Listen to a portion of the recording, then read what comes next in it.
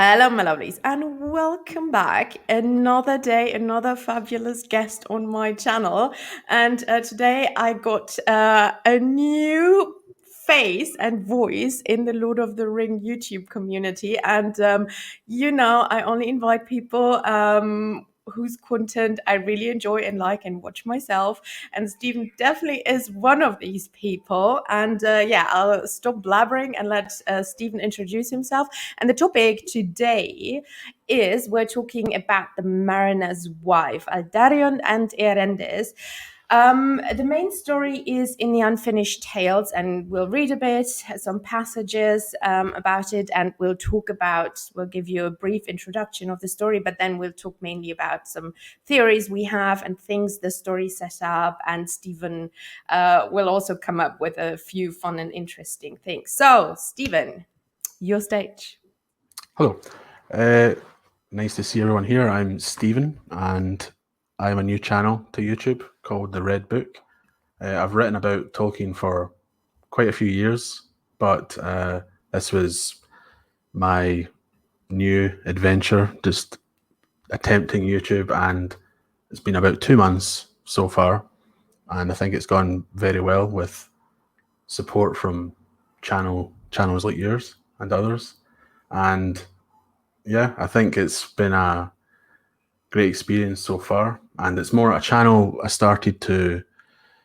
I didn't want to just copy what the big established channels have been doing for years with character histories and summaries of the stories. I wanted to really share what I have picked up from the stories over the years, and it's kind of my personal interpretations of things as well as things that can't be argued. Some straight facts. So Yeah, yeah, uh, and just- you do write a lot, in the community, in the bigger, wider Lord of the Ring community that is not YouTube. You do write a lot of articles or. yeah, I had on this website called Quora. That's where I started. It's like a question and answer site. I think before I'll say retired from that to do this, I had Retire. I had about, it was very close to 1,000 posts about Tolkien. Some of them Okay.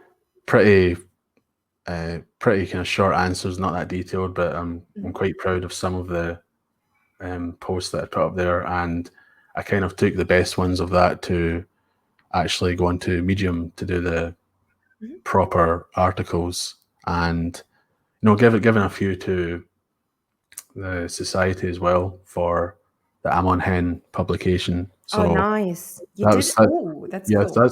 that's what I wanted to do before. I kept getting told by people you should try YouTube, and I kept putting it off. But I'm really enjoying doing YouTube. I actually like doing the editing, and I like having that platform just to. It's like 10 minutes of just me talking about something, and if people like it, they like it, and if they don't, that's fine. But Yeah. and I like debating in the comments and that kind of thing. So Yeah. yeah, it's been good so far.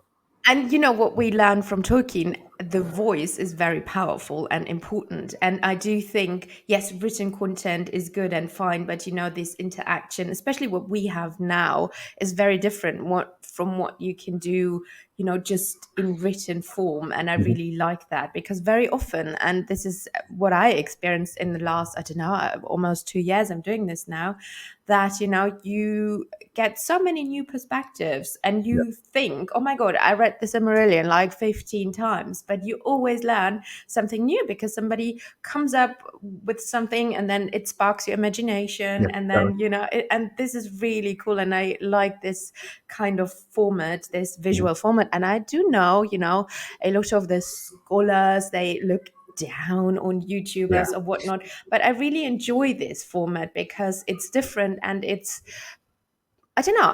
I just like it, it's like the Inklings, they sat together and they discussed, and this is better and nicer and more real and easier face to Mhm. face or doing a video than just writing an article and then let it be on that page for whatever many years. It's different, and I enjoy this medium very much. Yeah, it is because I've noticed as well. I've only got 12 videos up or something so far, but I tend It's a lot. yeah, but I tend to notice this happens quite a lot. I'll put a video up and I've like researched it and I think it's pretty good for putting up, and then it's maybe been up for about 10 minutes, and then someone will say, "What about this?" And Yeah. I should have included that. You know, that's happened so many times, and like I know. I'm the same. I don't happen to know anyone in like real life who's really into Tolkien. They'll maybe want to talk about the movies or something, but Yeah. that's why this I'll use the word community, but it's really good that there's other people who you can actually Yeah. sit for hours just talking about it, because it's something I don't get to experience. And like you Yeah. say, they'll read something a different way from you, and it might change your Yeah. perspective. Because I kind of get stuck in my ways, and I'm like, this is how it's meant to be, Yeah. and it's always good when I'm something I just never thought of, and that's already happened Yeah. Yeah. since joining. Oh, So yeah. 1000%. I mean, nobody ever will change my opinion on dwarves and Turin. Mhm. But the rest, I'm open for discussion. So although Matt from Nerd of the Rings is set up to change my opinion on dwarves one day, but that will never happen. Shout out to you, Matt. Anyway, so we're here today, people, to talk about the Mariner's Wife, as we said in the beginning. So it is I personally do think, and you just said that before we started recording, it is a very, so many people don't know it. I mean, yes, it's additional material. I think a lot of people know the Silmarillion and maybe the Three Great Tales, but yes, Unfinished Tales is another story, because it's not one novel or one coherent story. It's kind of difficult to read, but it has so many informations, especially the Galadriel and Celeborn Yeah. chapters. They're really cool. But The Mariner's Wife is, for reasons we will discuss, one of my favorite stories. Mhm. And I do think, and maybe we start with that, because you have things to tell us about that. But I do think it's pretty well developed, except the end. And Yeah. maybe you can introduce us to what Christopher did there and what we can expect from it. Mhm. Well, I can give a very basic outline of what the story's about. With Mhm. we have Anarion, who's the third child, only son of Tar Meneldir, who's the fifth king of Numenor, Mhm. and his mother Almarion is the daughter of the captain of the king's ships under Tar Meneldir's father, Viantur, if I'm pronouncing that right. Vientur, yeah. So Anarion inherited this love for the sea, Mm. and he wanted to sail to Middle Earth, and he did with his father, met Gil-galad, High King of the Elves, who everyone should be familiar with the Mhm. Rings of Power and all of that. Mm. And while he was still a young man, he went on long voyages, established a guild of the adventurers, This is so cool. Yeah. and this is like a guild of the best, bravest sailors. Yeah. And when Aldarion was, oh, sorry, before I get to that part, I should Mhm. say that his father became less willing for Aldarion to voyage away from Numenor. It was happening Mm. more often for longer periods of time, Yeah. and this caused a problem between the two of them. Yeah. So, And the yeah, way both are described, literally, this these problems are foreshadowed in when Tolkien describes how Meneldor is. He's not a man of action, not at all. He no. literally built a tower in, I think, in Forostar. Mm, He built this tower to gaze at the stars. And he likes, more, he's more like the philosophical king in my mind. And Tar Aldarion then later on becomes, the seafaring, warfaring. We don't really know actually if he went to war, but he became that kind of king. And it's so interesting that they obviously their line is from Earendil, right? Yeah. And who was Earendil? He was also the mariner, right? Mhm. But I mean, he also liked because he became a star in the sky later Yeah. on with Vingilot. So in a way, both have the personalities of their ancestor, but Yeah. their personalities clash very, very often. Yeah, because Menelder, he he has this love of the heavens and the stars, and Yeah, it's just the same as Aldarion's love of the sea, but the only difference is he can experience that love at home. He doesn't have to yeah, he doesn't have to stray or be in any danger for doing it, and he doesn't have to abandon his family or anything like that. yeah, But there's this running theme throughout the whole story of um, people aren't able to. There's no middle ground. No one's yeah. willing to change, It's and black or white. There's yeah, no gray in this family at that yeah. time. I know you're. This is a little bit off course already, but I know you're into This your is what we do in this channel, Stephen. Don't worry. you're into your Greek mythology and all that as well. I always read King Menelder, who said he's like wise and he's like unchanging. Mhm, He always reminds me of Priam from mhm. the story of Troy. Yeah, Like he's especially with his love of the heavens as well, and it always just reminds me of him, that kind of unmoving king who's yeah, unwilling to change, that yeah. kind of way. And But Priam also, if you know, he is very aware of signs from the gods, right? yeah, He really believes, because this is why they gave away their son and all of, Paris, and mhm, this he believes in the things, Cassandra then later tells them, and he believes in these prophecies, and this is we will learn later on. Termenendor also, and I read one of the passages there.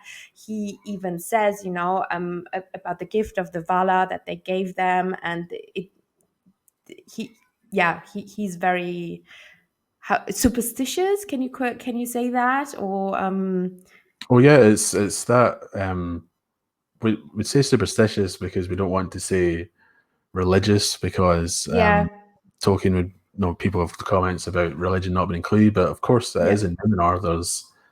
There is a kind of don't speak reverence. against the gods, Yeah, something like like that. you have to respect them. They're building temples and all this kind of thing. Yeah, It's not really done anywhere else in Middle Earth for no, the what would say is like the good side, but it's mhm, definitely before this downfall starts happening. yeah, There was this, like, we're thanking those that made Numenor possible mhm, before they start just yeah, thanking themselves, and yeah, forgetting where it came from. So he's yeah, definitely one of those. He's like a representation of old old Numenor, and this story is around the time where all of it that starts to changes. change, and Yes. that's why I think it's quite an important story that no one ever seems to talk about, because we talk about the Akalabeth from the Silmarillion, and that's most people's experience with Yeah. Numenor. But this is around the time of the just before the downfall when Yeah, Sauron comes. But it started way earlier on, yeah, and there's exactly. so many signs and hints Tolkien gives us in descriptions of things that happen. Like, I'm spoiling this a bit now, but later on, the more Aldarion voyages, the harder for him it gets. His ships get destroyed later on. Mhm. The more the bigger the conflict with his father gets. His ships are in danger. He loses ships. When the ships come back to the havens, they're literally half destroyed. Yeah. And this wasn't before, because the Vala graced the waters and the sea, Mhm. so they could travel easily. But I want to read one passage, because Aldarion actually takes the winds out of his father's sails, saying exactly that in one sentence, and I found that so. I mean, hello. And I found that so cool. Let me read this small passage.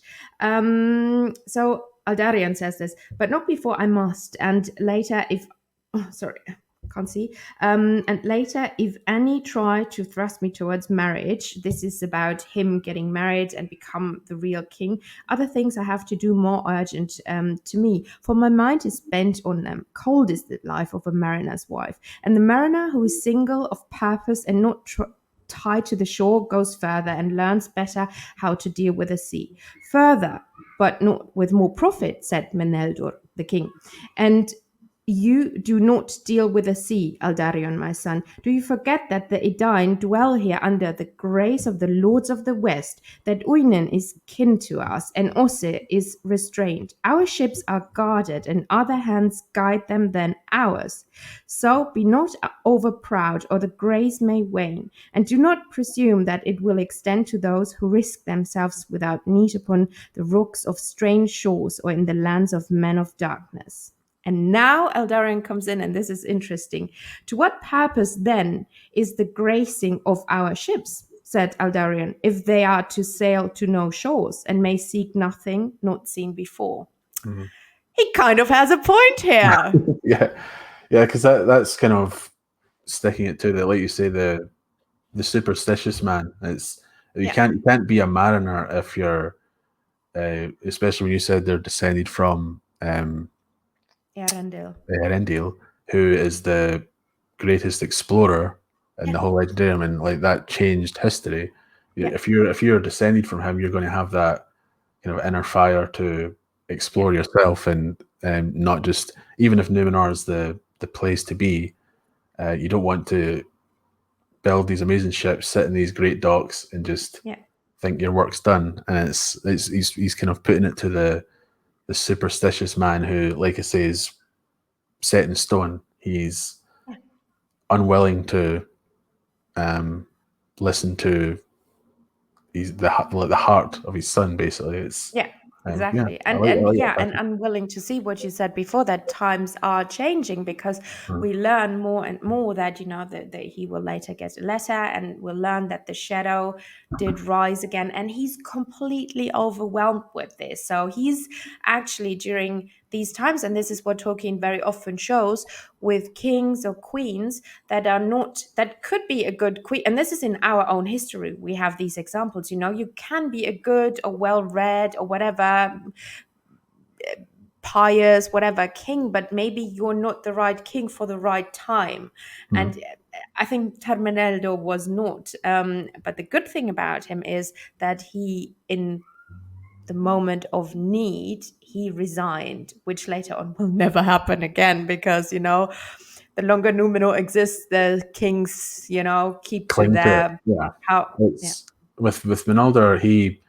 I believe it's 59 years he lives Mm. after he's given up the Yeah. scepter, Yeah. and you get it's usually 3 years, 5 years, maybe Yeah. 10 years. To prepare the heir for the Yeah, for the kingship, and then hand it over, but you're still alive. Yeah. so we'd probably call that wisdom, being able to do that, because he gets Yeah. overwhelmed by the need of the elves and this rise of Sauron, Yeah. and instead of doing what the heirs end up doing, which is not helping the elves and just pretending it's not going on, Yeah. he accepts that if his son's been able to do all of this, and uh, all the sacrifices he's made, Yeah. then it's his time. He deserves to have it now. It has to Yeah. happen. And yeah, that's And it's cool that he realizes in his last days, before, so, yeah, or not really last days, but kind of, they live a long lifespan at that time, that he realizes actually what his son did was for a greater purpose. And then in the beginning, you have the feeling, oh, he just thinks, oh, he's just going on adventures, and he doesn't want to rule, he doesn't care for Numenor, he doesn't want to learn about the island itself and about ruling. But in the end, he realizes what his son actually did was good, and yeah, yeah, which is a greater good. But a greater good. Yeah, this is yeah. one thing I really like about a story where you're used to. I know you really like the elves and the first age, Is and that, are you judging me, Stephen? I know, but what I really like the Numenorians, and I love this. The Same. fall of man, and then they rise up to get as close to elves as they can get, but they're always still going to be human, they're still going to have human faults. And then if they rise to such a level, these faults are kind of magnified. And this story ends up being about this the human cost of, Yeah. you've said everything he was doing was for a greater good, but it was at the cost of his family and Yeah. his wife who wanted multiple children and a legacy. Yeah. And was it still worth doing it if Yeah. we then see what happens to Numenor starting from this point? Yeah. So Yeah. there's And it's sad because Tolkien even tells us, that at the end of his life, he realizes the time with his wife when they were together, the beginning days, were his happiest days, not when he was traveling or founding colonies or whatnot.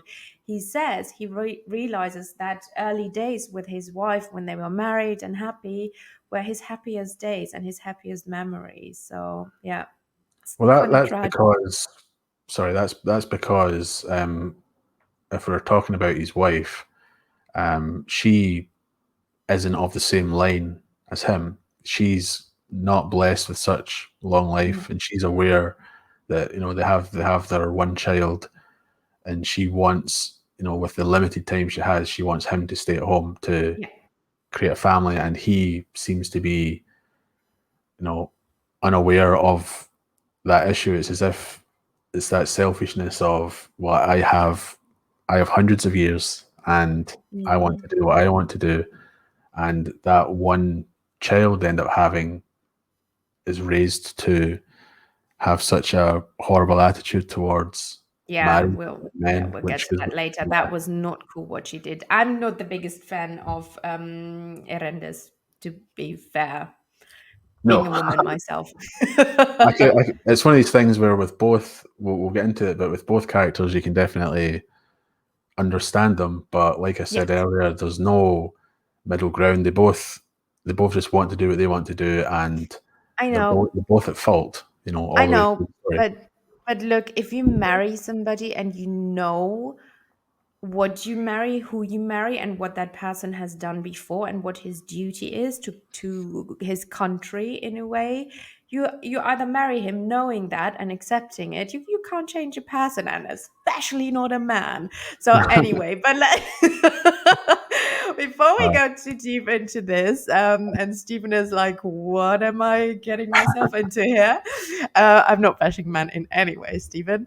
But yeah, let's continue maybe the story a teeny tiny little bit. So as you said, he traveled a lot, and I think it's important to know that his grandfather, Veantur, what I'm probably mispronouncing this, sorry, and was the first one, and he had the first ship that after I think around 600 years, so Numenor was not in contact with the rest of the world for around 600 years. yeah. And then he started Veantur, and so the vessels were still small at that time, weren't that big ships like we know the Numenorians had later on, but they started to going back and forth to Middle Earth.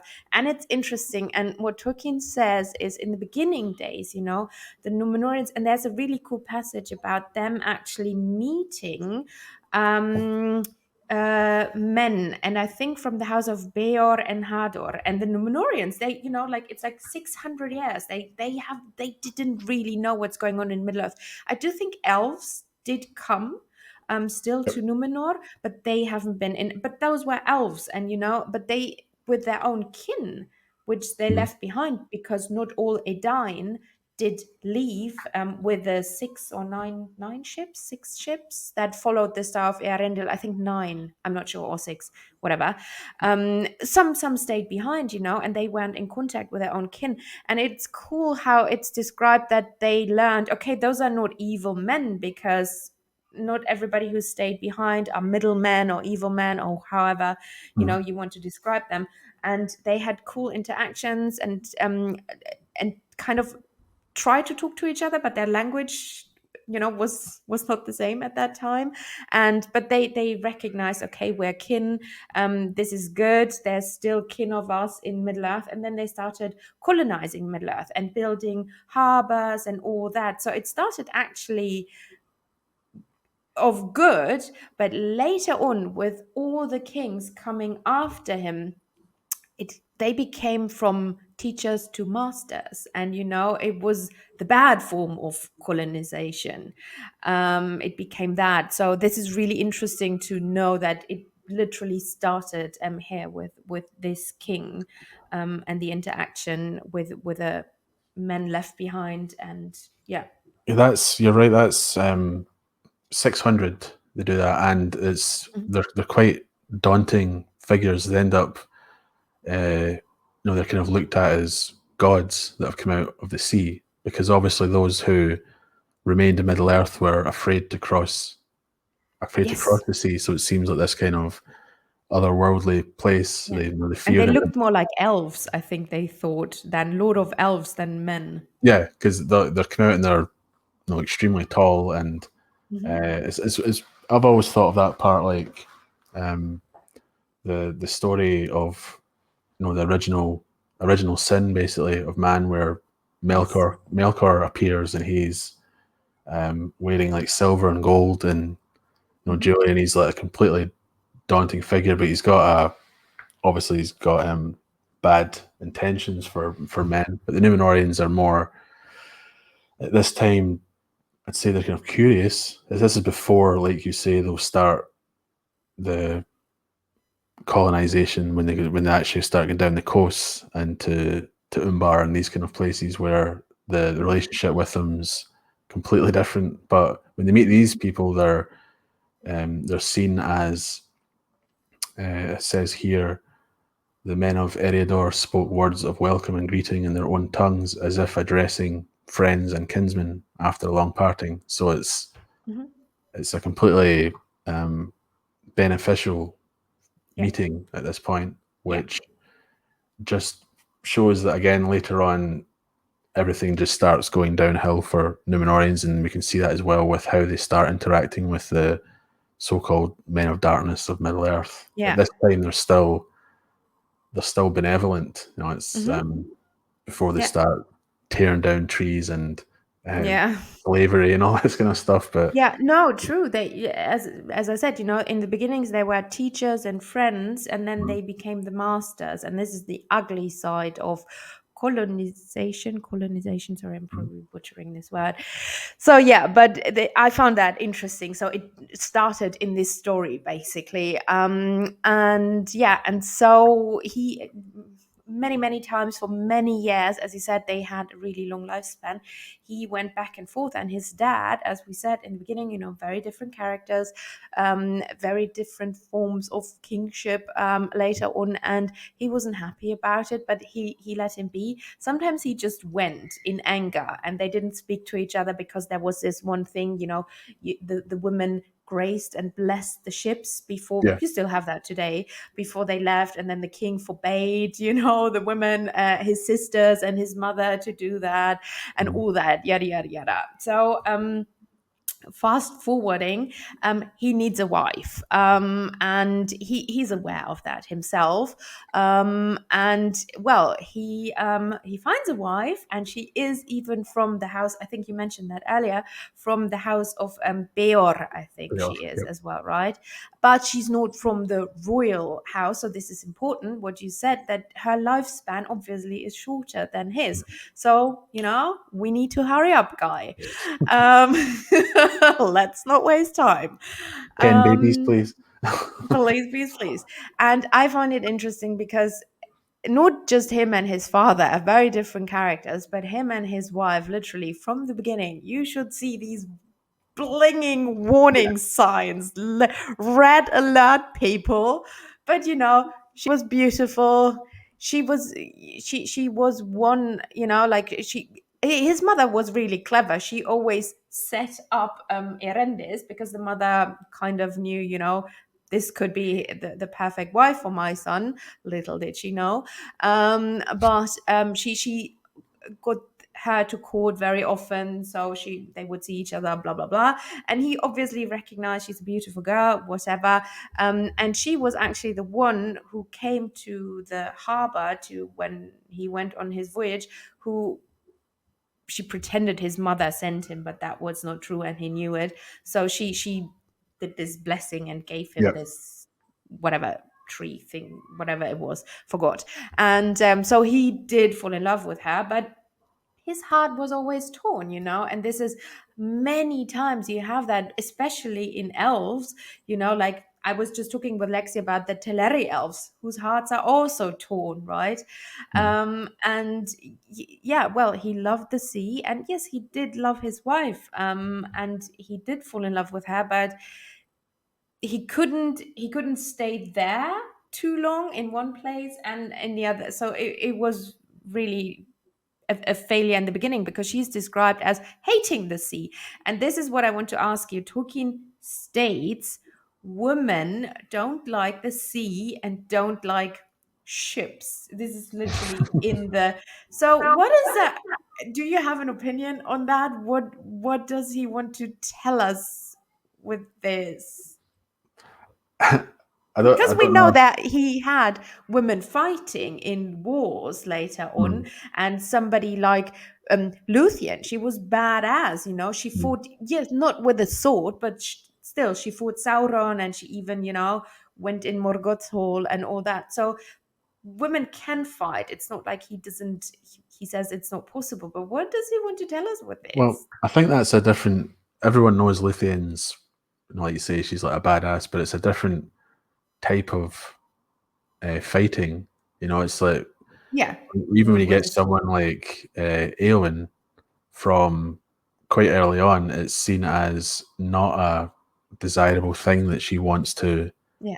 head into war. It's I don't actually read it as Tolkien kind of denigrating women that way. It's more he's seen it No, as no, I'm not saying. the no, I don't know saying you're saying it, but it's more like the men's duty to do it. It's their sacrifice to do it, and Okay.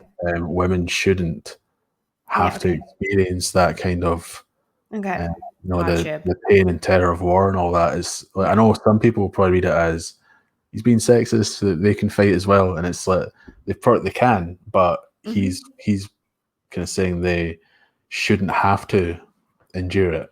Yeah. And when it comes to the sea, though, it's I don't really know how to take that one because I know that Erendis she she grows to really hate the sea, which Yeah. obviously must be from uh, this relationship.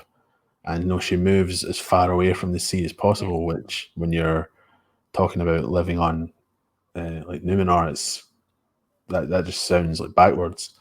Just an But island yeah, it's, it's like you hate the sea, and it's like in surrounding Numenor, you. yeah, it's like in their blood kind of thing. But no, I honestly don't. I can only think of it in terms of he doesn't want, he doesn't think they should experience that.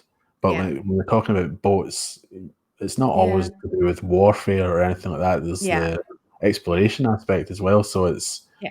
um, I can't answer for Tolkien. I wouldn't know why women wouldn't like ships. If we're talking Yeah, about because that stood out to me. He could have said she mm, doesn't like it, yeah, specifically her, but he says the woman of Numenor. So that I just found that weird because, as you mm, say, they literally all of them came on ships, and they were yeah, the ones who dared to cross the sea. mm, So I didn't know what he was meaning with that. Not say I'm literally the last person. I would never call Tolkien a sex. Quite the opposite. I always say that's not the case. Anyway, so another theory I had, I told you before, is do you think that because we know Veantur, he knew Círdan and he knew mm, Gil-galad pretty well, yep, and he literally was the one bringing up next to his father, bringing up Aldarion and teaching him so many things. And he told him all the great stories, of the elves, of Linden, of Eregion, and he accompanied him on his first journey. And he obviously, so they met these. Do you think, is there, I don't know, is there a purpose behind this? Was this a setup? Did he know anything? Because at that time, Sauron didn't didn't rise, but did he and Kirdan and Gilgalad, maybe did they have a conspiracy going on and saying, okay, it's time now, the Numenorians go back, come back to the dealings of the world and help us, and We so our bond grows stronger again. mm, And I don't know, is there anything there? well, they're in it for the long haul. You know, if we're talking about Círdan and Gilgalad, they're Because they were foresighted, they yeah, knew things. they and all these people that are blessed with foresight tend not to um, tell you everything they know. Yeah, So it's completely possible that they knew these men that were blessed at the end of the first age have their part to play. They've been gone for far yeah, too long. But I would yeah, definitely not. I wouldn't say the word conspiracy or yeah. have any sort of negative kind of connotation with it. I Like know, I know. Yeah, we'll manipulate the Numenorians, but I can also understand that they wouldn't be completely upfront with them. yeah, They can't talk and share with the Numenorians the way that Círdan would talk to Gil-galad, you know, or Galadriel. They'll have a way of speaking where they'll say things without actually saying things, and yeah, they'll work out a meaning behind something, and it's just different when you're dealing with men. yeah, But I think it's completely possible that they knew these men are going to have a part to play, and yeah, we'll have to actually help that happen, yeah, but not in the shadows or anything like that. But with subtlety, I'd probably say it's a bit of that's a better word. It's yeah, we don't know when we'll need them, but yeah. let's actually uh, let's start. You know, it's Exactly. And they didn't reach out to the king because they must have known Meneldur was not the person to talk to. exactly He yeah. would never, have. It's not sad that he disliked the elves or anything. No, not at all. Mm. He held them in high regard, but like he never like he didn't travel there all the time. There were not thousands of ambassadors coming and going to Numenor at that time. But during his son's time, during Aldarion's time, there were. So he was again the right person at the right time. Exactly yeah. And it's we always say that with the chance. We're always saying it's not really chance, and No. they must have known that Menelder would be the wrong person for this Yeah. to get involved, and Yeah. they're not just going to wait until the next king No. rises as king. Yeah. So the mariner coming to the shores of Middle Earth, that's yeah, it does make it seem like they're being really manipulative, but I think it's just more Yeah. this is the way things were going to be, Yeah. and uh, they also must have trusted the wisdom of that king for actually not just listening to somebody, actually makes him king, and Yeah. that's the best thing that could have possibly happened Yeah. for the elves at that time. Yeah, and I really do think Veantur told them a lot of things about his grandson, and they must have realized, okay, he's the guy to talk to. That's what I was saying with Yeah, like if even if he didn't think he was saying certain things, yeah, I think the elves would, especially if you're talking about people like Gil-galad, yeah, he would pick up on maybe certain things that were being said, and yeah, it's like I should pay attention to yeah, this figure. That's how I read it as well. But yeah, it's thousand percent. I just wouldn't say um, it was sneaky or manipulative in any way because they just don't seem like they kind of figures. They're more like kind of saintly figures among elves, you know. So, Yeah, no, no, but I do think that's this whole idea of foresight and um, all this feeling that they know something bad is coming, yes, and we have to actually not just sit on our hands. Let's yeah, actually start preparing for this. And like I said, they're in it for the long haul. If it's centuries they need to wait, yeah. they can do it. So Yeah, yeah. And Gilgalad just prepared in time, which was very, mhm. very clever because nothing at that time, even when he wrote the letter to the king, and I'll explain in a bit, nothing really had happened at No. that time. It was his foresight to prepare. Yeah, and it's okay. So let's go back to the story, and then we Yeah. come to our crazy theories or my crazy theories. Your theories are probably more, related to source material here. Yeah, so he then wed Erendis, and they had one daughter, and for a time they were happy and content. And what I found really beautiful, and again, this foreshadows bad things to come, because the elves did come and gave them gifts for their wedding. Yeah. And they gave them two birds, with a pair of birds. It's pair of birds, yeah. And they were beautiful, and they did sing, and they lived near their house in their They're garden. described as elven bird. It's like the Yeah, Tolkien makes a point of saying these are birds bred associated by. with elves. Yes, It's exactly. Yeah, yeah. exactly. So, and again, very often in Numenor, when the birds are leaving, when the eagles are leaving, evil is coming, people. Yeah. This happens so many, because the eagles literally leave Numenor, stop breeding there, and then the shadow comes. Mhm. Anyway, so was I? Yeah, and they were happy. They had one daughter, and then something happens, and he realizes, his loving for the seas kicks in again, and he Mhm. leaves, and she's not happy about this, yada yada yada. She moves to the inner country with her daughter, now fully, and he Emily promised. or something like that. I think Yeah, that's what it is. Yeah. yeah, there are lots of sheep. This is what I remember. And he promises her to come back in 2 years, but he doesn't. I think he Yeah. stays 6 to 7 years. But for a reason, we learn this is the letter and the upcoming war, and Gil-galad and all the others keep him busy. His harbors have been destroyed, which he Mhm. built. So he had business. It was not, he was, chilling somewhere in Middle Earth. Um, It's almost like a twist that as well in the story with the letter. It's not really a Tolkien thing where it's there's actually a reason he's been doing all this. It comes as a kind of, I know the story doesn't end, but that's kind of like a twist ending, it which is. I've always kind of liked. But Yeah. when she moves, like you said, Mhm. there's like some great kind of symbolism there where not only does she move, she actually makes a point of sending the elven birds away, which This shows is her symbol. Yeah. attitude has changed to elves, because Yeah. when her daughter comes into her own, her attitude to elves is completely different, and that started the downfall starts there for me, with the dislike and then hatred of elves because they were keeping her father away, Yeah, but of for good elves and reason. men. And it's interesting because she comes from a line, and she lives in the Westlands. She's from the Westlands. And Mm. there they actually don't speak Anduake, whatever. Adonic. Numenor. Yeah. Whatever. That Say it, language. Stephen. Say it. You can uh, say it better.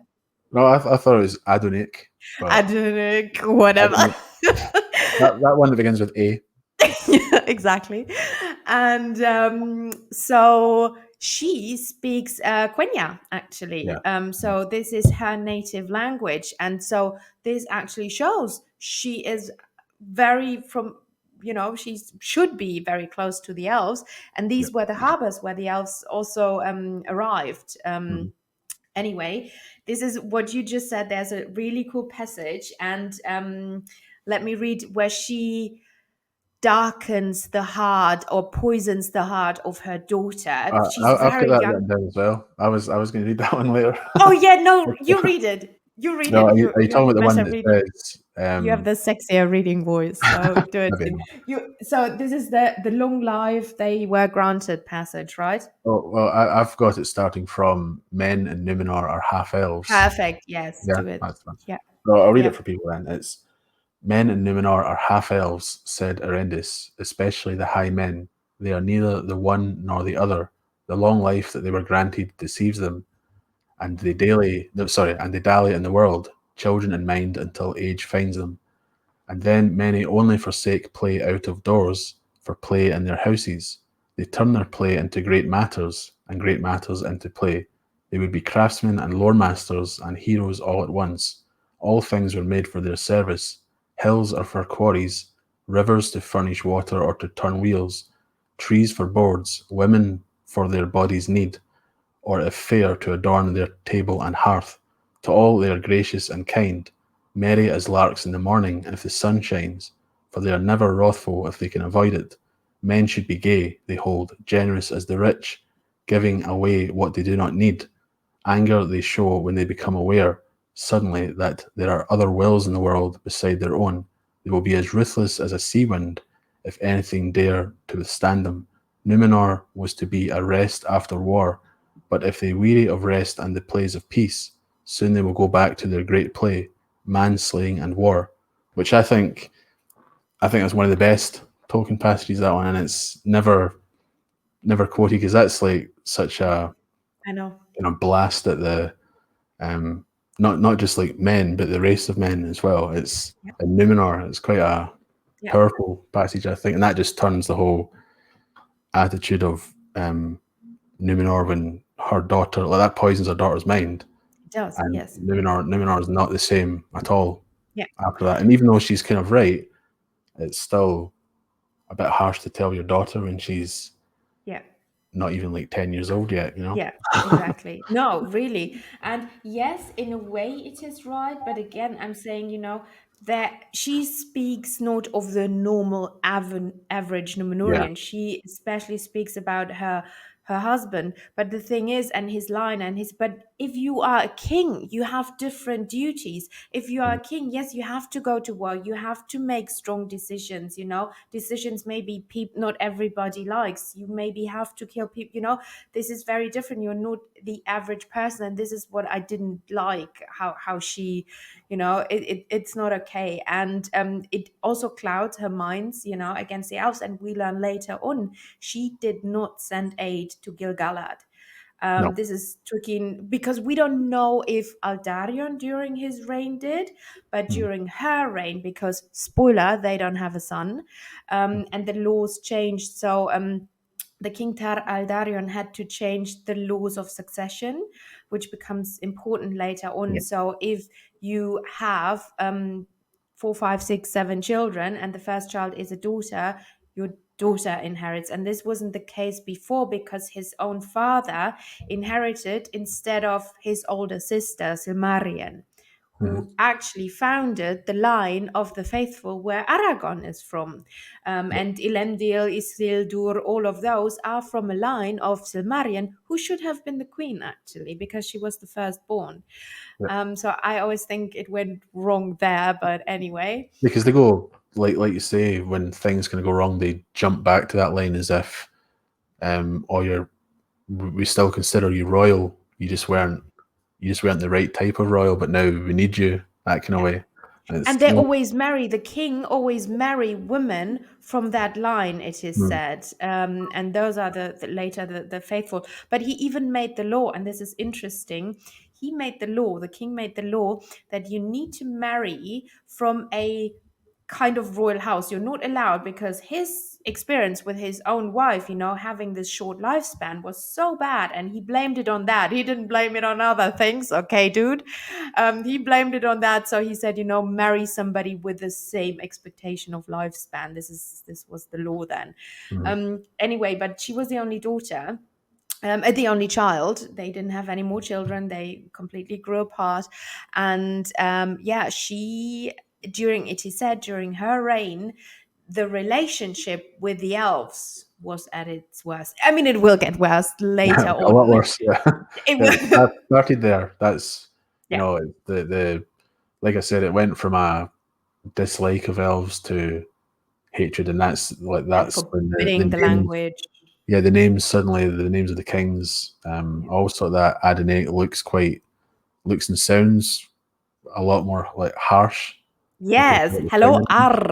Like the Yeah, R syllable. Like it tells you everything you need to know about the new yeah, form of kingship. I think that the first king to adopt the name is Ar Belzegar.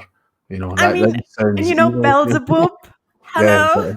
and yeah, like Zimrathon and all these kind of ones. But yeah, it started with her, and she when Ancalame becomes the queen, Yeah. she forbids serving women to marry as well. So it's not only this dislike of elves; it's Men. it's men as well. And Yeah. I'm glad you say that. So it's not me saying it. Seem like I'm different half, Again, but I she don't hates hate men. men. And then I like that men. even goes on with when there's Anarion becomes Yeah. the king. It's His two uh, daughters. the two daughters who are scared of their grandmother and Yeah. her hatred of men and elves. And also, Yeah. Sirion becomes the next ruler. So Tolkien doesn't outright state why they're not. They didn't become like a ruling queen. One of them didn't become a queen, but Yeah. it's as if they've either been bypassed for whatever reason or they refused like to take the scepter. We don't really know, but I think it's refused. I don't think they were surpassed because there's one passage that explains it in fully how it then goes on if your firstborn is a daughter and blah blah blah. I think this law is kind of explained somewhere well, that that's the part you're talking about. If is the notes from Christopher at the end of the actual story. yeah, I don't know if that's note note 26. I could probably bring it up yeah, here. something like that. I'll just read it quickly because he has got Yeah, it's 26. 26. Has a good memory of that. A legitimate Because you just read it. Come on. a Don't legit- be like, I no, know, no, I've I didn't always just read known that. it. I had to just scroll down there. A legitimate male heir, on the other hand, could not refuse. But since a king could always resign the scepter, a male heir could in fact immediately resign to his natural heir. He was then himself deemed also to have reigned for at least 1 year, and this was the only case with Vardamir, the son of Elros, who did not ascend the throne but gave the scepter to his son Amandil. Hmm. Yeah. Yeah, there's some stuff about the rules of the Even scepter. but even before, I think it says blah blah blah. It's not that important. I think the Yeah, takeaway is that from her on and her being the first queen, yes, the firstborn daughters often we don't know, but I think they kind of refused because they were like, okay, no. And then you have Tartaperian. She was the second ruling queen, yeah. and oh my god, it Bad gets with her. Really the no, she's the second ruling queen, but she's the one that starts. I think it really starts here. This yes. refusal Yeah, to like usually you've got a few years left and you'll be advised or whatever, but yeah, she dies the same year that she gives up the scepter, which was unheard of, and yeah, she's described as being prideful and yeah. she waited to the very end. So you can probably tell she was like gripping onto it, not wanting to let it go, Yes. and that Yeah, just changed everything after her as well. So yeah. it's not good for the queens so No, far. and she didn't have offspring. And this is very, if Tolkien tells you something like that and gives you hints of, all these like the quabbling amongst, man and wife and the whole family feud starting, here at this Mm. point, it foreshadows, okay, things are, are going downhill, Yeah. people. But yeah, with Tartaparian, she actually was not a good queen, didn't have any offspring, Mm. and then I think Isimu was her brother, right? Um, Yeah, and it's our nephew becomes yeah, or the Minas nephew. Yeah, I don't really remember. And then his son, because he was too old and he died, so he didn't become king. But his son Tarminastir then became the 11th king. People, I'll add a chart. If not, find these charts on social media because you'll be like, oh, what are these people talking about? Who are these people? Because there are a lot of weird names. But yes, so this is really cool. And then a lot of kings follow, and this is all during the time of the forging of the rings, which Yeah. makes it a really interesting time in my That's mind. where all the crazy theories start. That's Yeah, well, around my theory is correct, yeah. and you know it, Stephen, that the witch king of Angmar is actually from that line, and he's one of those. I think he's Tarkiriatan, but fight me No, on that another time. definitely Um, not. And then we have a third queen. It's Tarvanimelde, and also really horrible story. Like her husband, who's also from a royal line, but not, he couldn't be king. Her husband usurped. Usurped, usurpator, whatever the word is, the throne, Yep. instead of the son inheriting, then later the son inherits. So you see all these queens, it's actually horrible. And the last one, Miriel Ar Simrafel, later on, wife of Arpharazon, doesn't even rule, he rules for her, he takes the scepter. So there's actually not one good ruling queen in Numenor, which, Yeah. what is happening? What are our theories? I don't think it's Tolkien telling us women are not fit to rule. I don't think that's the case. I think so. What are your theories on that? I think there's the nature of what brought these queens into power. It's never like a legitimate, um, if we will go all the way back to when Silmarillion Yeah, was overlooked, that I think it left would have been over. completely different. It would have been Mm, this is mhm. legitimate. It should have been probably a great queen. But when you have Ancalame who's had her mind poisoned, it just starts from there, and you start having uh, usurpers, and it's just children born of unhappy marriages tend to have their faults. And Mm, it's not Tolkien saying that women can't rule. mm. It's more they are the product of um, Yeah, negative kind of relationships, bad relationships, yeah, and we're meant to, from this time of Ancalame onwards, not all the kings are bad or anything like that, but it's a decline each yeah, time, and we just seem to happen to have, like you said, Vanna Melda, she's called disinterested, as if she yeah. doesn't even want to be the queen, She and didn't then want. Yeah, you've got illegal claiming of the kingship, and it's just on and on. So yeah, they're just victims of the yeah, line and where it's going, this attitude to elves and yeah, what they're doing in Middle Earth. And yeah, I don't think it's yeah. that women can't rule. It's Yeah, because people make that claim that Tolkien yeah, wants to say. I don't think otherwise he wouldn't have exactly what you said. He wouldn't have told us. But this is because, yeah, but with he's specifically telling us that with Silmarillion, when they have to go back to her line, look look at all these figures that come from that line, because it's yeah, uh, happy marriages, like heroes and noble yeah, people, and it's a healthy attitude towards elves and the Valar. mm, So it makes sense that they would have this exceptional line yeah. that is like a legendary line of heroes, Yes, it and is. this one that's no this line that's going down the Kings of Numenor has just come from a bad place. So we're meant to just see this steady decline all the way down to Arpharazon, who's probably the worst one. Yeah. Well, he must be the worst one, and Yes.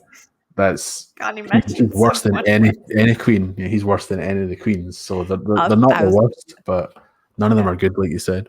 No, yeah. And yeah, I do think there are enough arguments, to prove the point that that's not what Tolkien wanted to say, and exactly what you said.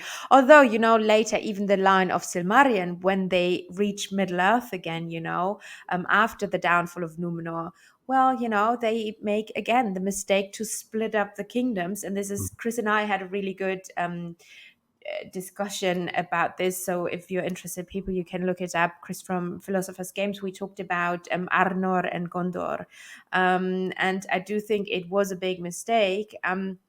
To split up the kingdoms, and because then strife came again, especially in Gondor, Well, I and think it's again with good intentions when you actually see No, Yeah, he wanted Elendil, both of them to Elendil. rule. But it's like with Charlemagne, what he did, what the Franks did in Europe with split. It was not the firstborn son who inherited, but it were all the sons, and then they fought each other. And this is Yeah, not it's just always a good it's idea. like King Lear. No, it's Yes, you're not. you're Scottish, yes. Yeah, you're not wanting the eldest or the best one to rule. You're like, I want the legacy to be split among all of them, and then one of them will be greedier than another one, and it'll all Yeah, collapse. But at the beginning, it seems good. You've got yeah, Elendil it seems and these fair. two sons, and it's like I'm the High King, and you have these lands. But then you also get the Last Alliance, where everything just Yeah, goes to shit. You would say it's everyone dies, and then it's never the same afterwards. And no, again, that's something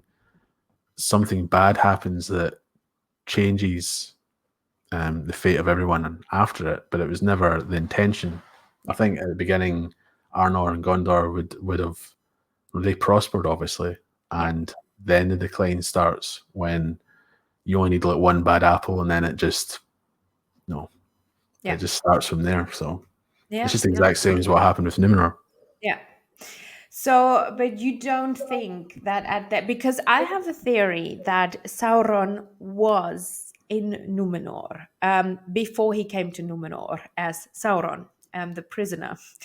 I really do think, because Tolkien says this, and he was a philologist. He can say so many words, but he says and refers to the shadow came to Numenor, and he uses that way before he came as a prisoner to Numenor, brought by Ar-Pharazôn. So, do you think, with the degrading of the line, with all these, problems in marriages, all that, do you think there's a, because this is one of my theories, and there's no way to prove this, but do you think it could be because this was mentioned way, way early in the text? I now can't remember. I made a video about it. I should have watched my own video, because I knew then when it's first mentioned that the shadow came to Numenor. But I do think it was after Tar and Kalime. Yes, Um, it is. okay. It's yeah, go on. Because signs of that, like the birds leaving, and the ships, what I said before, the Vala, kind of the grace of the Vala, of them, providing them safe passage to wherever the Numenorians wanted to go, that kind of went away or declined over time. Do you think there could be anything to that? Because I believe that not during that time, but a little bit later, that Sauron was in Numenor. He was a bloody shapeshifter. He could have gone in any form to Numenor and Yeah, the you know help to steer the pot. I think it's a good theory. It gives that kind of credit to it gives credit to Sauron that I don't think he deserves. I think the shadow. What, my boy? No, no, no. I don't mean that. I mean like the shadow that falls over Numenor. I think at first was their own doing. I don't think Sauron needs to be there to push it along. He comes later and pushes them over the edge. But at this time, the shadow is this hatred of elves, which was born from the story we're talking about, Okay, and but it grows and grows. But before, I think if Sauron had been there before, um, when he actually passes over the sea, when he's taken prisoner, mhm, it says that he looks at the city and he's mm, astounded, and his heart is filled with envy and hate. It yeah, just seems with that passage that Sauron arriving, he it's the was there first for the time first he's seen time. it. Yeah. But listen to me, that was centuries later. So a lot in Numenor changed. We know, Mhm. literally, Numenor during the time of Ar-Pharazôn looked completely different. Like Armenelos and all these cities, they grew in wealth, and probably the streets were paved in gold during that time. And there were tombs everywhere because they were Mhm. obsessed with That's right. immortality. It looked different. So my theory is more related to What has Melkor done all the time, and what has Sauron done? Sauron knew he probably couldn't defeat the Númenóreans, or maybe with super heavy losses, but then he Well, literally had especially when they nothing arrived. left. He realized that as soon as they arrived, he's like, I can't beat them Exactly, with my exactly. military. So he is so clever, so he knows I need to destroy them from within. What did Melkor do? He knew he could never fight the full might of the Noldor and all the elves combined, and he literally wanted to split the house of Finwë, right? And Mhm. he, right from the get go and the beginning, planted the seeds of mistrust in the Yeah. brothers so they wouldn't be a family unit fighting him together, but they literally, would fight each other first. Mhm. So they always, like Melkor, interfered so way ahead. His plan was, if you compare it to chess, like he was like 10 steps ahead of all the other people.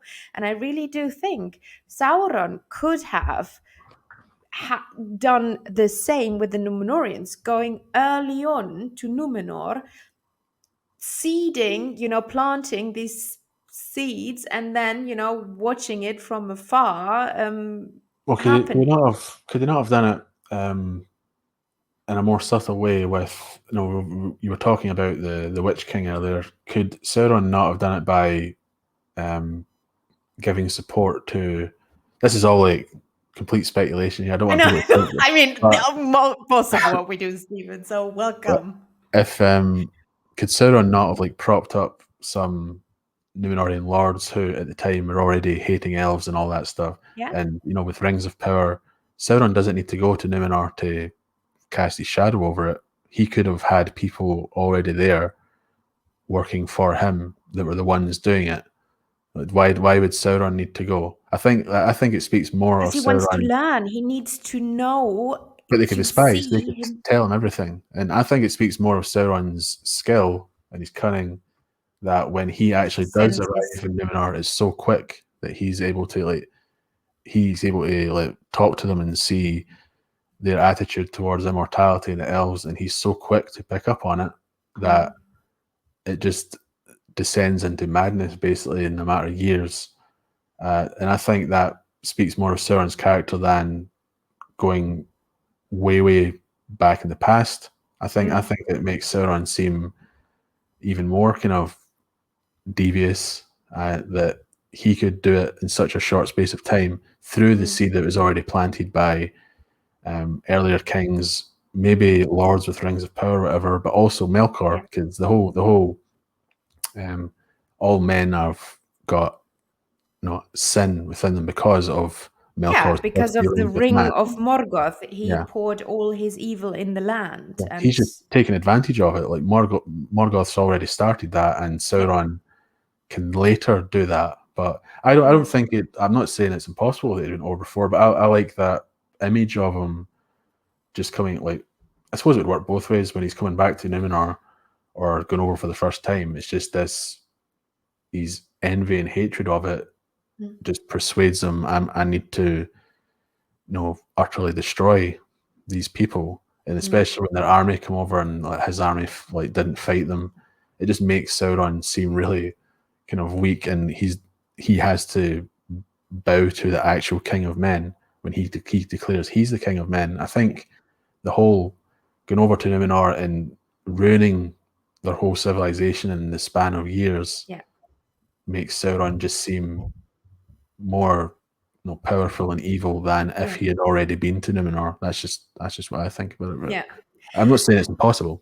Yeah, no, I just always, so what gave me the idea, what sparked this idea, was years ago when I always read the shadow, the shadow, the shadow, Mhm. and he is referred to as a shadow, and literally Tolkien could have said anything. Evil came to whatever, the days darkened, or what he always says, the shadow.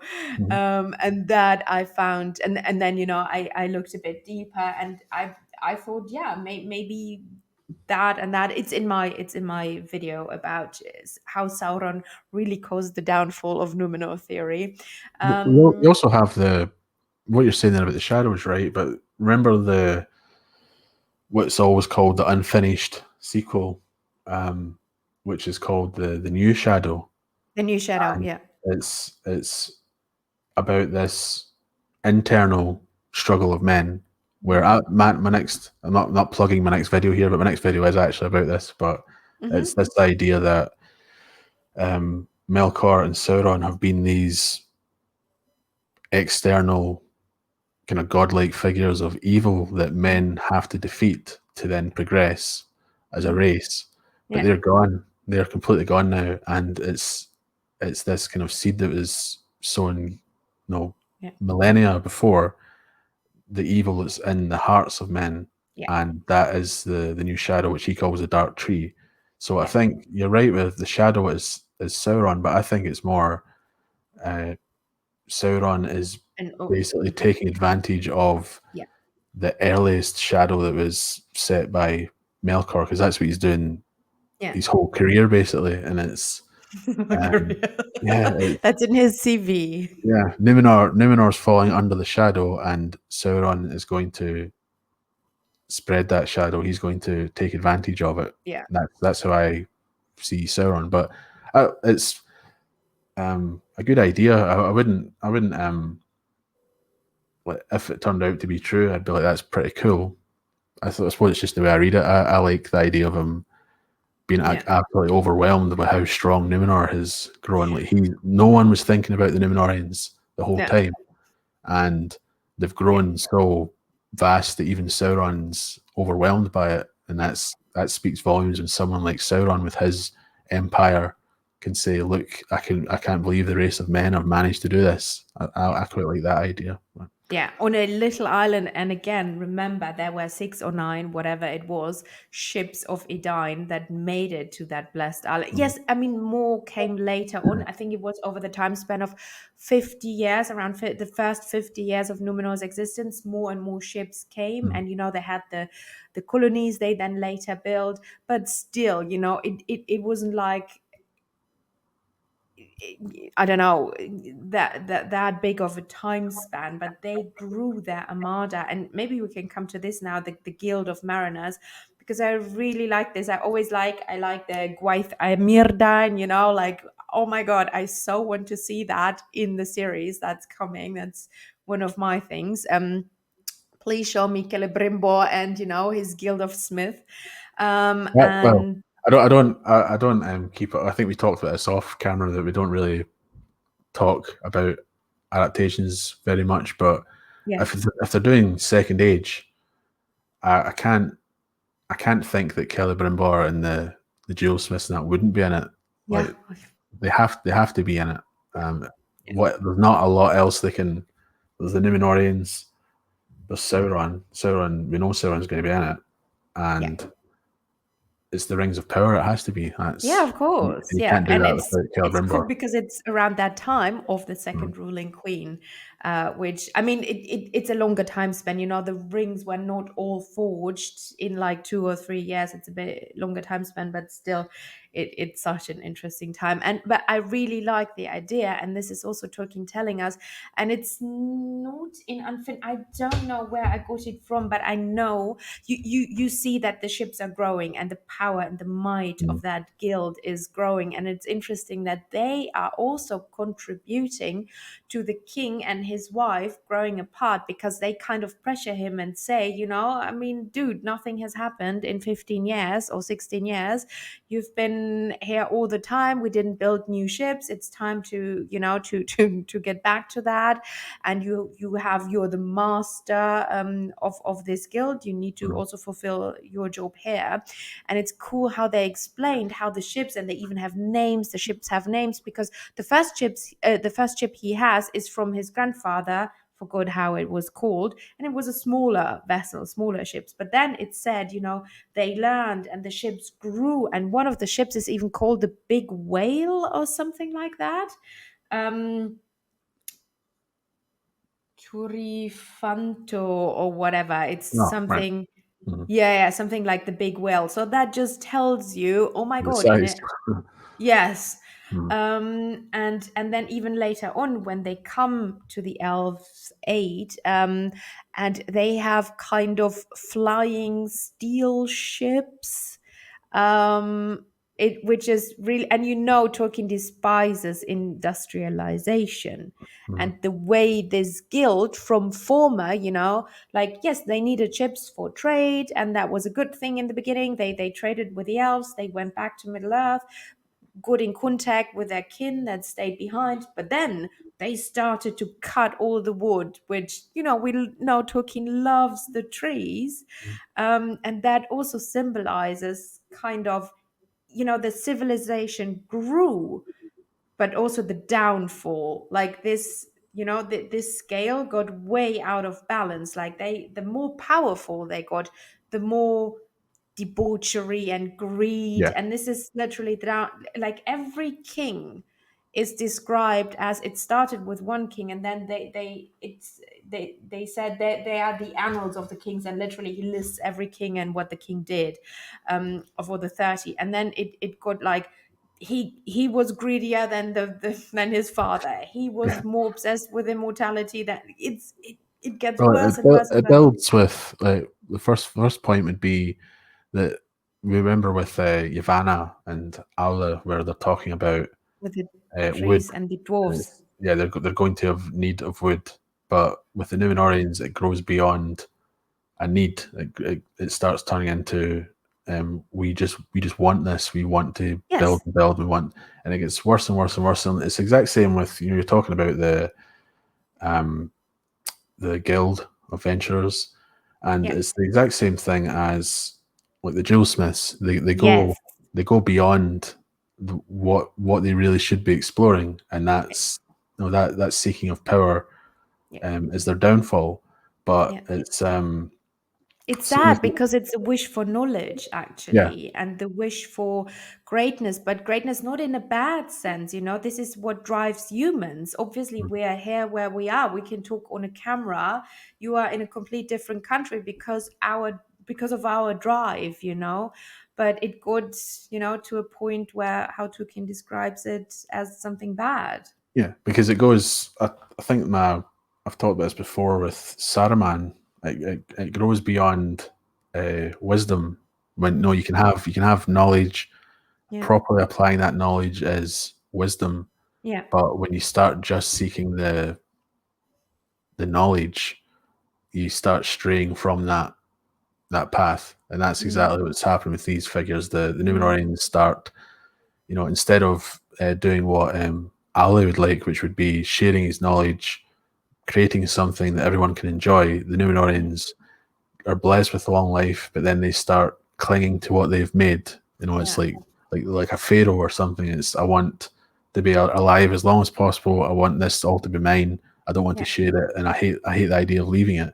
And the tombs start getting bigger, and it's just Mm. it's like weighing down Numenor with their pride and their egos until, Yeah.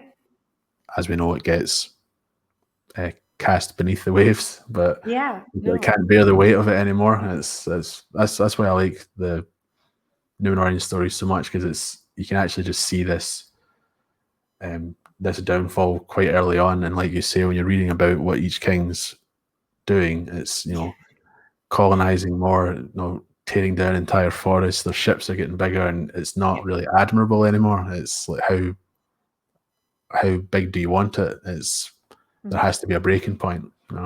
Yeah. And then kings even refusing to give the scepter to their, descendants, and clinging to their lives. They literally wanted to find the key to immortality. They had kind of, medicine men and whatever knowledgeable people there who tried to find the key to immortality, which is, Do you not think that speaks of, would Sauron think this is actually easier than I thought it would be, because they were so mad and desperate for immortality. The yeah, idea that Sauron could turn and say, well, it's, attack the blessed realm and you'll get it.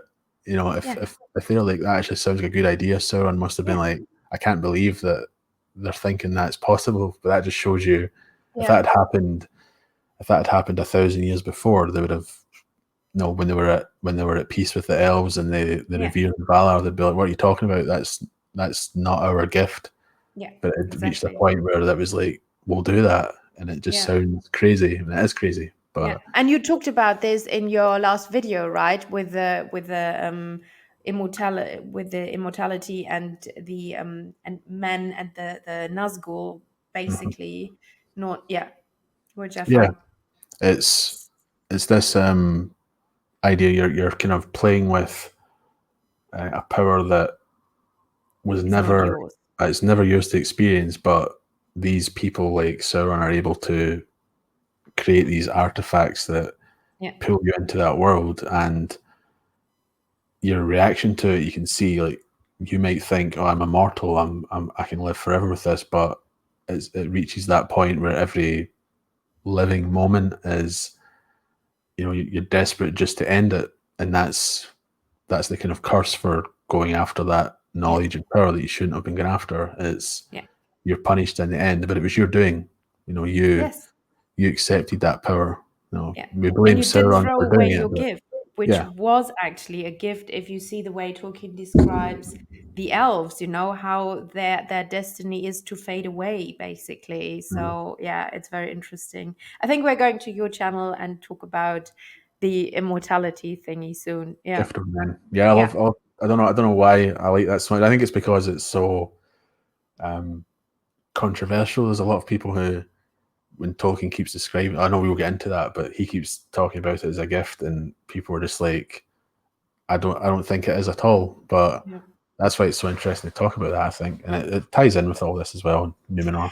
No, and how he describes those men, like Tuor. Tuor for me is the best example because he's described as even stronger partly than the elves. And Tolkien sometimes says that, the flame of men shines so bright during that little time they have on earth, and they are able to do so many things because they know they just have this little time. Mhm. And that makes them so special, and he loves, you see the love of men, Mhm. he on mankind he has, and the appreciation, and for him it is a gift how he describes it, you see it in somebody like Tuor perfectly. Well, yeah, because it's quite strange because we're obviously of the race of men, so we should be able to identify with them more. But it's quite interesting that Yeah, when you're reading Tolkien, it's men who are the strange race. yeah, Like the Valar don't understand them, and the elves don't. And when they try and mix them, there's all these mistakes that happen. And what if we bless them with longer life? What if, but we just said, oh, you can't see that lovely place that you're seeing. Don't go near it, and that kind of way. And it just, yeah. you know, they're the ones that don't understand them, but they're us. Mhm. I think that's Well, quite we're the interesting. hobbits, actually. On the Hobbit. At least I am. You look like a very tall person. I'm a very tiny person. I'm a Well, I'm not hobbit. tall, but Uh, I'm probably closer to a dwarf than a hobbit. But so I must hate you then, Stephen. yeah, Anyway, good. We'll talk about that on yeah, your channel. So, yeah, the guild. I'm really excited to see that, and to explore that a bit more because, yeah, I just I like battles and all that. So that's a really cool topic how he describes it. But again, they also pressure the future king, and that mm, also so that want of more, explore more, build bigger ships and all that also has a plays a role into the downfall. And yeah, I think we covered a lot. Do you have I mean, we talked about the setup theory I had. Do you have any other things you want to talk about, mention about this time span of Tar Aldarion and Erendis? Oh, one important thing before I forget mm. it. Do you think the way it ends, does she kill herself in the end? And I do think, and Tolkien doesn't very often talk about people, or especially mankind, killing. I mean, there's the case of Turin and his sister. What's her name? Talking about the death, Niniel. yeah, you're talking about the death of Turin with his sword. Like you're talking about Irwin. Yeah, exactly. Yes, but Niniel and him, they basically kill each other. but not each other. They kill themselves. He doesn't like this. This is not a big topic in Tolkien. He likes to talk about because Christianity, blah blah blah. But I do think the way he describes it, because she goes Oh, to so the you're talking about sea. I thought you meant his other sibling, talking about Nienor for two. Nienor. Yeah. Yeah, Okay. yeah. For some reason I thought you were talking about he had a sibling that died in their childhood. I thought you were talking about her for some reason there, but Oh Nienor. no, his younger sister that died with a plague, right? Yeah, Yeah, yeah. yeah, yeah. You're Yeah. you're No, talking no, about the yeah. Never mind. no. I know But how he's done it. she drowns herself. She jumps from the Yeah, cliff, yeah. and Turin basically, with Anglachel, Falls it. on Yeah. his sword. Yeah. And and I do think Erendis, we know she hates the waters, Mm-hmm. and she hates the sea and she resents it, but in the end she goes to the havens, and it is said she disappeared in the water. I think she killed herself Yeah, and she jumped in. the water takes her. Yeah. Um, yeah, I think she does because you could see it as her husband is obsessed with the sea. He lives in the sea, Yeah. and when I read that, I took it as that's as close as she can Reuniting. get to her husband because that's where he lives. Because Yeah. I think earlier in the story she says, "I will not share my husband with the lady Uinen," Yes. and it's maybe a bit of spite in there where she throws herself into the sea, where maybe it's like Yeah. this idea that she believes her spirit would be part of the water or something like that. But Mhm. that's how I took it. She kills herself, Yeah. and it's maybe to finally be a part of the thing that her husband That he maybe loved loved so more much. than Yeah. loved her. That's Yeah. I don't know. Did people think that she didn't kill herself? I thought it was pretty established that that's what happened. I don't know Yeah. if there's people out there that think No, it's something just else happened, tragic. but I yeah, think exactly. because you kind of skip the end because there are weird passages in between about the daughter, and then yeah. So yeah, it's tragic. The whole story is, as I said from the beginning, it could be a great love story, Mhm. but it's not meant to be, and it's set up basically from the beginning, and again, warning signs.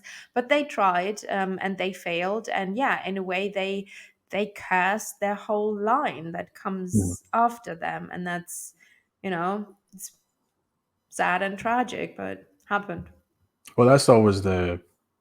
I was going to say that about it's a human love story, human characters. It's very different to um, Beren and Luthien or something like that. Yeah, These kind of seem yeah, fantastical, yeah. even though there's issues and there's like hardship during it. You know that at the end they're It's together forever, and because it's it's a like fairy tale. yeah, Yeah, because it's a fairy tale, and it's um, nice happy ending there. Even with Arwen and Aragorn, there's yeah, that kind of grief when Aragorn dies and Arwen goes to Lothlorien, but you know that Tolkien was meaning that when she dies, yeah, she's now with Aragorn forever.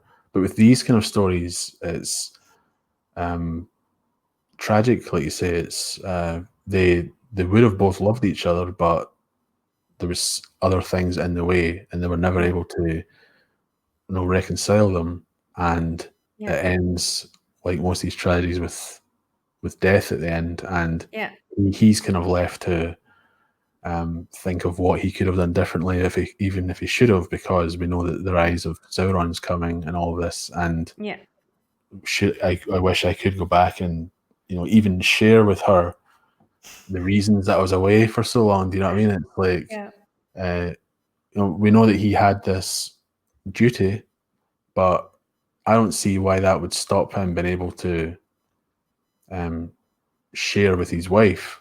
He still decided to withhold it, and she'll just accept it because what's 10 years to someone who's hmm, living till he's 400 years old? It's there's a lot to unpack there. It's a very human story, and I also think just a point I want to make was the I really like the dialogue as well. Like some people don't seem to think Tolkien's like exceptional at writing dialogue, but there's a lot of it in this story, and it's With him and his father, I yeah, really like those ones especially. and Yeah. the passage of time. Like he's instead of just saying, thus it came to pass, and then skip 20 years or something. It's like Hmm.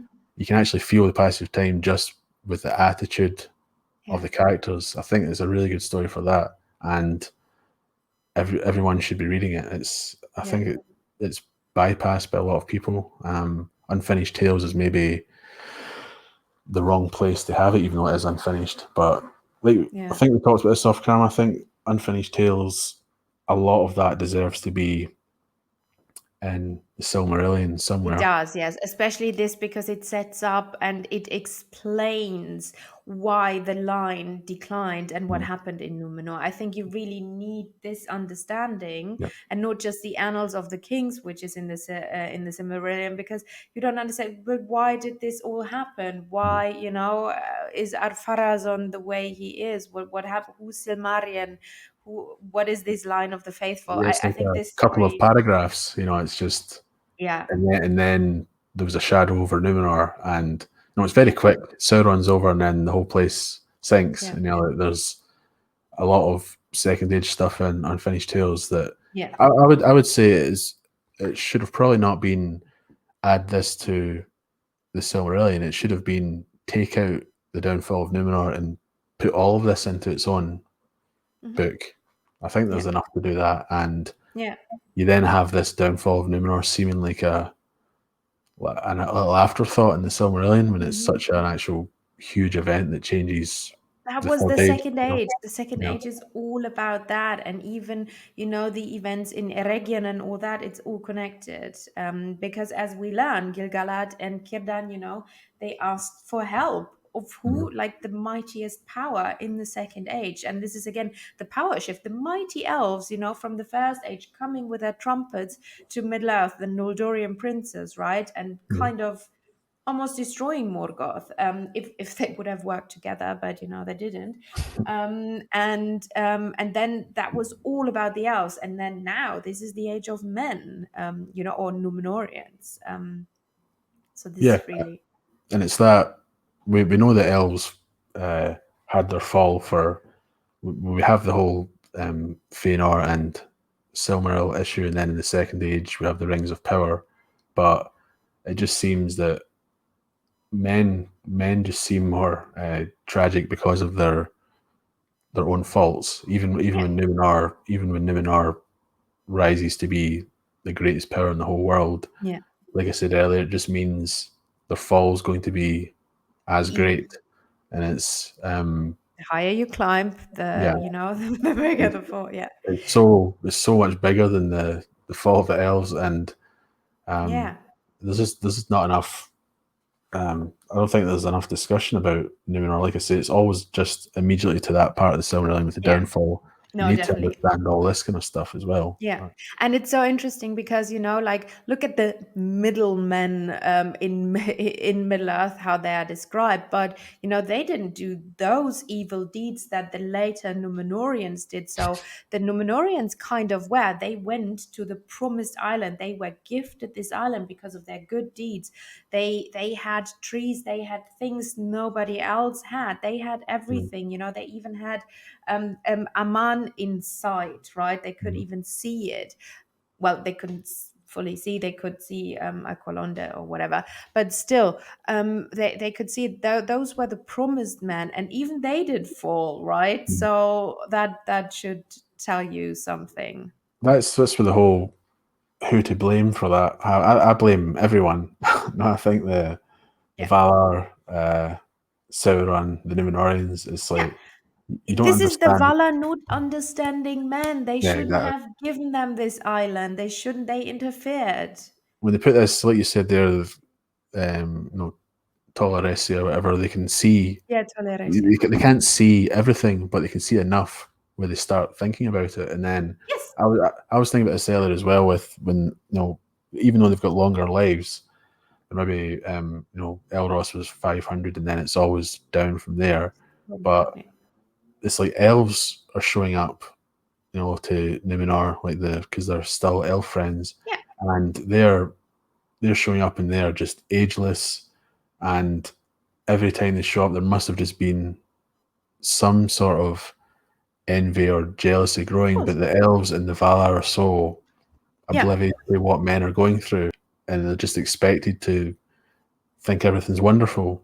So Yeah. I just think everyone is at fault, and they had to have this happen to then that changes their whole attitude to the third age, where Yeah. we really Yeah. have to step back. We can't interfere with men Yeah.